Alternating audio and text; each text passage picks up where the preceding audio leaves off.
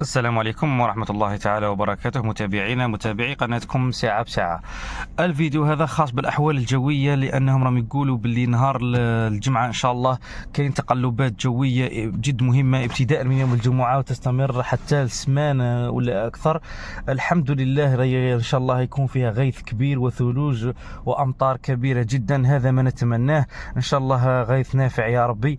لكن الأمر الذي يجب أن ننوه به وحذروا منه مصالح الأرصاد الجوية ومتابعي الأحوال الجوية في جميع مواقع التواصل الاجتماعي، حذروا من أمر خطير جدا، يعني رياح عاصفة، ولا نقول رياح قوية. يعني في الأيام الأولى من الجمعة حتى للحد كاين رياح قوية، يعني من 100 حتى من 90 حتى 100 كيلومتر. لكن من نهار الاثنين ولا الثلاثاء والايام التي تليه راح تكون رياح عاصفه، يعني عاصفه، نقولوا عاصفه توصل حتى ل 130 150 كيلومتر في الساعه.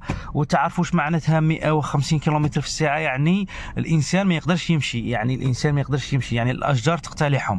يعني حذاري السياره، اصحاب السيارات حذار ما يحبسوهمش تحت الاشجار، حذاري من الاطفال الصغار يخرجوا برا. يعني تحذير هام وهام جدا. ان شاء الله امطار خير، ان شاء الله نتمناوها نافعه وليست ضاره. وحذاري اخواني، حذاري رياح عاصفه بشكل كبير جدا.